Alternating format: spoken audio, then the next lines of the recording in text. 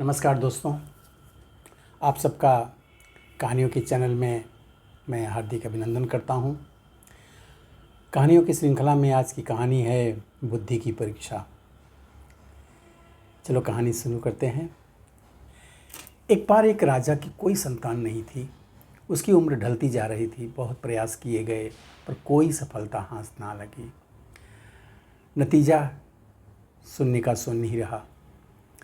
राजा को चिंता सताने लगी कि अब मेरे न रहने के बाद इस राजपाट को कौन संभालेगा। राजा को उपाय सोचा। उसने महल के अंदर में ही एक भीतर नया महल बनवाया। अब उसमें उसके दरवाजे पर एक बीज गणित का सूत्र लिखवा दिया और पूरे राज्य में यह ढिढोरा पिटवा दिया कि जो भी व्यक्ति इस बीज गणित के सूत्र को हल कर देगा, दरवाज़ा अपने आप खुल जाएगा और वही इस महल का उत्तराधिकारी होगा। अब पूरे राज्य के बड़े से बड़े जो गणितज्ञ थे सब आए, सब ने सॉल्व किया, पर किसी से वो बीज गणित का जो सूत्र था वो सॉल्व नहीं हो सका। राजा को चिंता सताने लगी।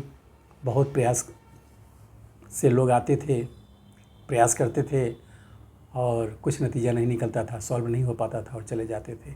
धीरे धीरे लोगों के आने भी बंद हो गए, लोगों ने प्रयास करने भी बंद कर दिए।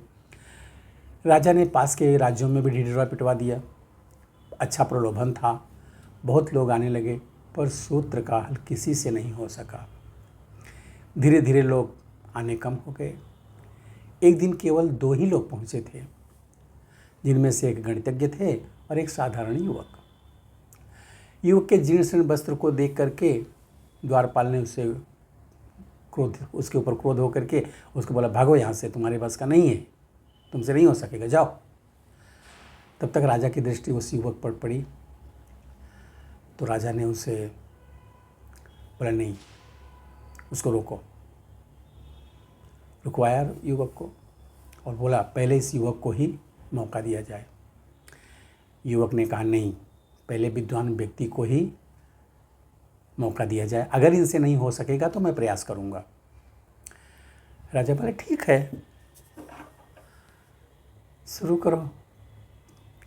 तो युवक पूरा जो है सुबह से लगकर शाम तक उस सूत्र को हल करने में लगा रहा, पर उससे सफलता ना मिल सकी। अब इस युवक को बुलाया गया। गणितज्ञ से तो नहीं हो पाया, अब युवक को बुलाया गया। युवक आया। युवक ने जाकर के दरवाजे पर धीरे से ऐसा धक्का दिया और दरवाज़ा अपने आप खुल गया। महल जो है करतल ध्वनियों से गूंज उठा।